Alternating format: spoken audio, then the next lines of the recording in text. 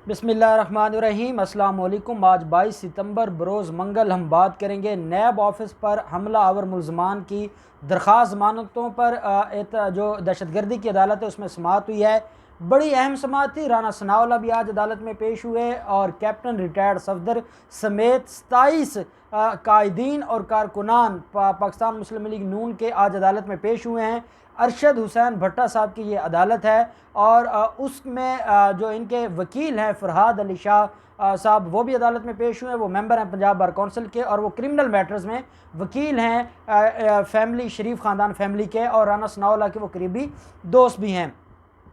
आज जब अदालत में पेशी हुई है और अदालत में जब समाअत शुरू हुई है, और आपको याद होगा जब से CCPO उमर शेख आए हैं तब से बड़े मसाइल पैदा हो गए हैं नून लीग के लिए, और नून लीग की हर प्रेस कॉन्फ्रेंस में और नून लीग की हर तकरीर में आपको उमर शेख का जिक्र ज़रूर मिलेगा। और ये जो उमर शेख का जिक्र है ये कोई वैसे नहीं है, ये कोई एक्सीडेंटली नहीं है, ये उनको पता है कि उमर शेख उनके साथ क्या कर रहा है। और आपको मैंने बताया था कि नैब ऑफिस पर हमला आवर मुल्ज़मान के घरों पर छापे शुरू हो गए हैं और उनके खिलाफ बड़ी कार्रवाइयाँ शुरू हो चुकी हैं और कई लोगों को गिरफ़्तार भी किया है उमर शेख ने। और अब अगली बारी मरियम सफदर की है और ये बात मरियम सफदर जान चुकी हैं, और यही बात है कि आज उनके दामाद कैप्टन रिटायर्ड सफदर अदालत के रूबरू रोने लग गए और उन्होंने अदालत से मिन्नत समाजत शुरू कर दी।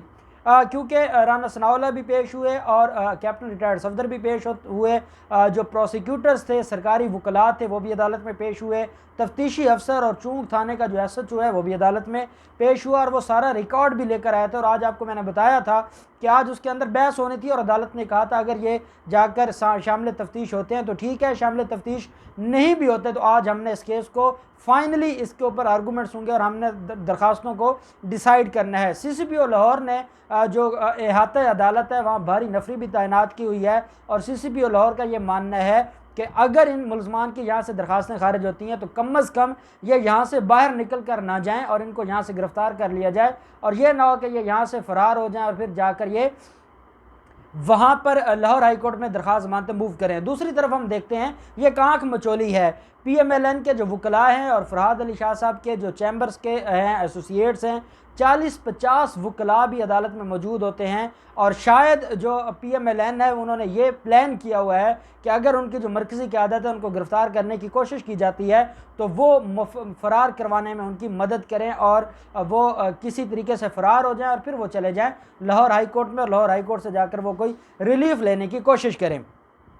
आज जब अदालत में समाअत शुरू हुई है तो पहला सवाल जो अबूरी ज़मानत में जजेस पूछते हैं, एक तो ये होता है कि क्या रिकॉर्ड मुकदमे का रिकॉर्ड आ गया है। दूसरा उन्होंने सवाल पूछा कि क्या मुल्ज़मान हाजिर हैं, तो सब ने अपने अपने नाम की हाज़िरी लगवाई। अदालत ने कहा, तफ्तीशी अफसर से इस्तफसार किया कि क्या ये शामिल तफ्तीश हुए हैं, तो तफ्तीशी अफसर ने कहा जी ये शामिल तफ्तीश नहीं हुए। अदालत ने कहा ठीक है, फिर रिकॉर्ड आ गया जी, फराज शाह साहब आप अपनी बात करें जो आप बात करना चाहते हैं, आज मैं इन दरख्वास्तों को डिसाइड करूंगा। जब ये बात करनी थी तो कैप्टन रिटायर्ड सफदर साहब बोल पड़े और उन्होंने कहा कि जनाब हमारे साथ बड़ी ज़्यादती हो रही है और आप पहले हमारी बात सुने और उसके बाद फिर आप केस के ऊपर आएँ। तो अदालत ने कहा बताएं क्या मसला है। उन्होंने कहा जी कि मैं 3 दफ़ा गया हूँ, राना सनाउल्लाह साहब भी मेरे साथ गए हैं, अता तारड़ भी हमारे साथ था, हम गए हैं तफ्तीशी अफसर के कमरे में, हमने 2-2 घंटे इंतज़ार किया है और ये हमें कभी कहते हैं कि हम फ़लाँ जगह पे हैं, कभी कहते हैं हम रेड करने आए हैं, कभी कहते हैं हम अदालतों में पेश होने आए हैं, कभी कहते हैं कि हम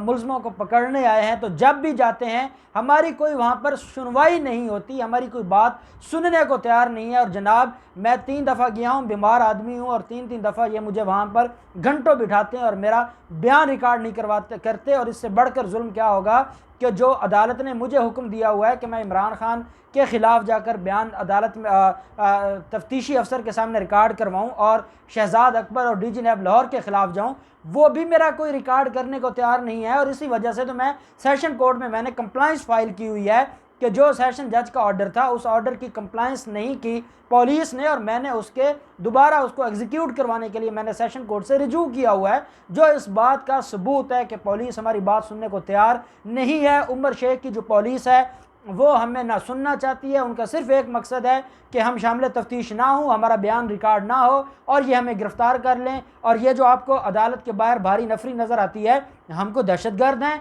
हमने कोई दहशतगर्दी की है, हमने कोई बम ब्लास्ट किए हैं, हमने किया क्या है कि ये आपको सारी बाहर जो नफरी नज़र आती है ये हमारे ख़िलाफ़ है। जज साहब हमारे साथ ज़्यादती हो रही है और ये हमारा कसूर एक है, और वो कसूर ये है कि हम शरीफ ख़ानदान के लोग हैं, हमारा कसूर ये है कि हम नवाज़ शरीफ के लोग हैं, हमारा कसूर ये है कि हम मरीम सफदर के लोग हैं, और यही वजह है कि हमारे साथ ज़्यादती हो रही है और हमें इंतकाम का निशाना बनाया जा रहा है। और साथ उन्होंने कहा कि जनाब मैं आपको राज की बात बताऊं कि ये उमर शेख हमारे ख़िलाफ़ कार्रवाइयाँ क्यों कर रहा है, इसलिए कार्रवाइयाँ कर रहा है कि उमर शेख को 21वें ग्रेड में उसकी तरक्की होनी है, और उनको ये बताया गया है कि जितनी चीखें आप निकलवाओगे शरीफ ख़ानदान की उस हिसाब से आपकी तरक्की होगी, और सुपरसीड करके बाकी अफसरान को छोड़कर आपको तरक्की दी जाएगी 21वें ग्रेड में। उसके लिए ज़रूरी है कि शरीफ ख़ानदान की चीखें निकलवाओ। यही वजह है। जब ये बात हुई तो जो कमरे अदालत में बाकी वकला भी बैठे थे और बाकी साइलिन अपने अपने केसेस में भी बैठे होते हैं, वो सारे हंसने लग गए कि ये क्या चीखें निकलवाने की बातें हो रही हैं और कौन सी शरीफ ख़ानदान की उमर शेख ने चीखें निकलवा दी।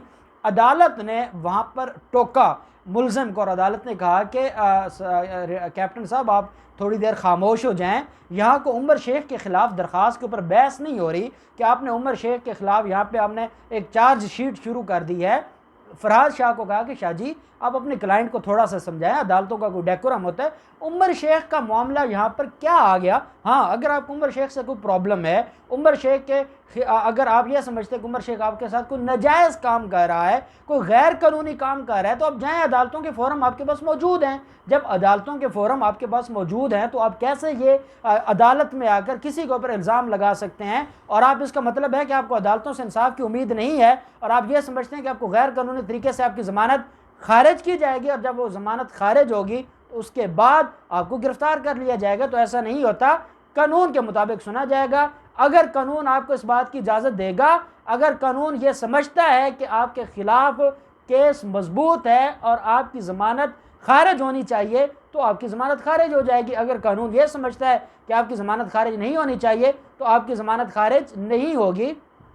आप क्यों उमर शेख के मामले को अदालत के अंदर लेकर आ रहे हैं और आप उसको क्यों घसीटना आपने शुरू कर दिया है। तो राना सनाउल्लाह भी थे। राना सनाउल्लाह ने कहा कि जनाब इसमें गुजारिश ये है। अब एक बात आपको मैं बता दूं, ये जो नैब का केस है और ये जो नैब ऑफिस पर हमला इन्होंने किया है, इनको लगा था, इनको ये शायद उम्मीद नहीं थी कि ये केस इनके इस तरह गले पड़ जाएगा और इनके लिए मुश्किलात खड़ी हो जाएंगी और ये इनके लिए परेशानियां हो जाएंगी। इनके नॉलेज में नहीं था। अब जब इनको इतना टफ टाइम दे दिया उमर शेख ने, आप इनकी हालत देखें, ये मुल्ज़िमों वाले कटहरे में खड़े होते हैं और वहाँ पर खड़े होकर वहाँ से ये चीख रहे होते हैं कि जनाब उमर शेख ने बड़ी ज़्यादती कर दी है, उमर शेख हमारे साथ ज़्यादतियाँ कर रहा है, उमर शेख हमारे ख़िलाफ़ कार्रवाइयाँ कर रहा है। तो जब अदालत में राना सनाउल्लाह ने कहा कि जनाब इसमें मैं ये गुजारिश करूँगा कि उमर शेख को आप भी ऑर्डर करें और आप पुलिस वालों को कहें कि वो आपके बयान रिकॉर्ड करें। पुलिस का जो तफ्तीशी था वो भी बड़ा समझदार था और उसने बड़ी अच्छी बात की। उन्होंने अदालत से कहा है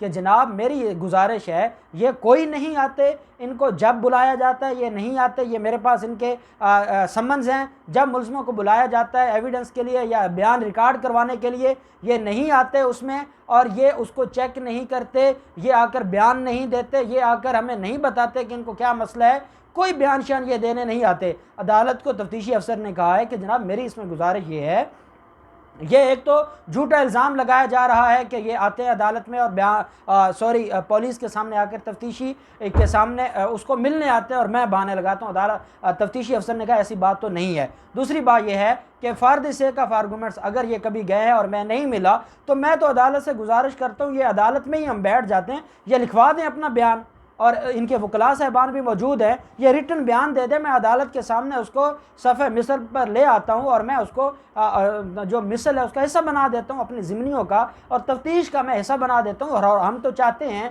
कि इनका बयान रिकॉर्ड हो जाए और इनके बयान के रिकॉर्ड होने के बाद हम तफ्तीश को कंप्लीट करके अदालत में सबमिट करवाएं और हर तारीख पर हम भी रिकॉर्ड लेकर आते हैं तो ये मामला ख़त्म हो।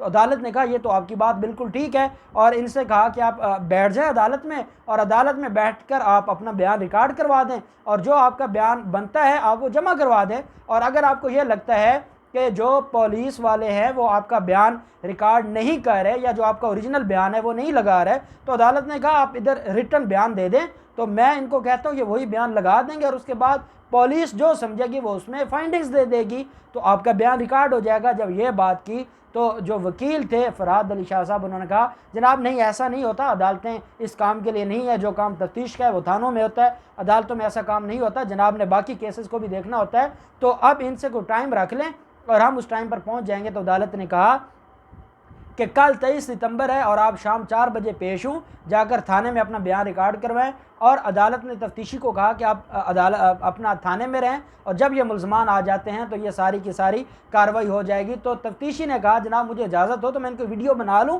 कि ये आए हैं या नहीं आए। तो अदालत हंसने लगी, जज ने कहा कि नहीं ऐसा नहीं होता, ये आएंगे और जब ये कमिटमेंट कर रहे हैं तो ये सारे पार्लिमानी लोग हैं और ये पार्लियामेंट के मेंबर्स हैं, तो ये कोई झूठ नहीं बोल रहे, तो आएंगे। अदालत ने उनसे कहा मुल्ज़मान से कि 30 सितंबर के लिए मैं मुलतवी कर रहा हूँ, आपको आपकी जो दरख्वास्त ज़मानत है उसको मैं 30 सितंबर तक एक्सटेंड कर रहा हूँ और आपको आखिरी मौका दिया जा रहा है, कल 4 बजे जाकर आप शामिल तफ्तीश हूँ अपना बयान रिकॉर्ड करवाएं। तफ्तीशी को कहा है कि ये कल नहीं आते, इनको दोबारा मौका आपने नहीं देना, जो आपकी तफ्तीश है, जो आपने लिखा है, जो आपकी फाइंडिंग्स हैं वो मुकम्मल करके 30 सितंबर को अदालत में जमा करवाएं। और 30 सितंबर को प्रोसिक्यूटर्स से अदालत ने कहा है कि आप आकर बयान दें, आप आकर अपनी बहस करें और मैं फ़ाइल पढ़कर अगर मुल्ज़िम जो वकला सफाई हैं वो बहस करेंगे तो ठीक है, बहस नहीं भी करेंगे तो मैं फ़ाइल पढ़कर पुलिस का रिकॉर्ड देकर, पुलिस की फाइंडिंग्स देकर मैं केस को डिसाइड कर दूंगा। अब इस केस की समाअत 30 सितंबर तक मुलतवी हो गई है। 30 सितंबर को जो भी इसमें डेवलपमेंट होगी हम आपके साथ शेयर करते रहेंगे। अल्लाह पाक पाकिस्तान का हामी नासिर हो। बहुत शुक्रिया। अल्लाह हाफिज़। पाकिस्तान जिंदाबाद।